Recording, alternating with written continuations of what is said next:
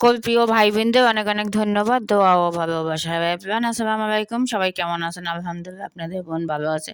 প্রতিদিনের মতন একটা রান্না নিয়ে আসবো। আমার আজকে বেগুন দিয়ে, আলু দিয়ে, কই মাছ দিয়ে রান্না করব। এটা কিন্তু খাইতে অনেক মজা। আর কই মাছ দিয়ে কিন্তু যেভাবে এই বেগুনটা রান্না করেন না, আমার কাছে কিন্তু অনেক অসাধারণ লাগে। কে কে এরকম পছন্দ করেন কমেন্টে কিন্তু অবশ্যই জানাবেন। সবাই লাইক কমেন্ট করে পাশে থাকবেন। যাই হোক, মাছটা সুন্দর করে ভাইজে নিতে আছি। আর আমি কই মাছ, তেলাপিয়া মাছ কিন্তু একটা সাদা করে তারপরে পরিষ্কার করি, আর তারপরে কিন্তু রান্না করি। আর এটা কিন্তু খাইতে অনেক মজা লাগে। আর অনেক মানুষ এই উপরের চামড়াটা ফালায় না, আর আমি এটা কিন্তু একদম পরিষ্কার করে ফালাই দিই।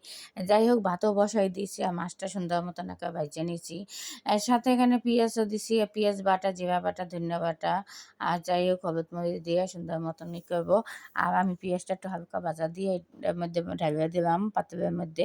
তাই পাতিলটাই রান্না করবো, যেহেতু এইটাই থাকবে তরকারি, এই জন্য এটাই রান্না করতেছি। শর্টকাটে রান্না তো এভাবেই হয়, তাই না?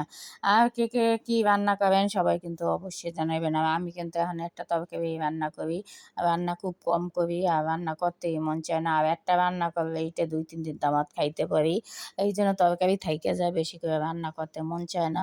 আমার কোনো কিছুই, আমার শরীরটা মনটা কোনো কিছুই ভালো না।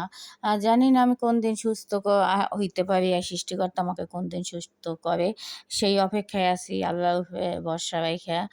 যাই হোক, আমার শরীরটা অনেক খারাপ থাকে, এই জন্য অনেক কষ্ট হয়। আর একটা তরকারি রান্না করতে আছি, যাই হোক যেভাবেই একটু ঝাল লাল করে রান্না করলাম, এটা কিন্তু খাইতে অনেক মজা।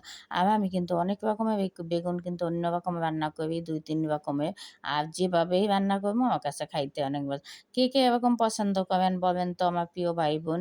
বেগুনের তরকারি লাস্টে আবার তারপরে দিন করছি, এই যে সকালে নাস্তা খাইতে আসি।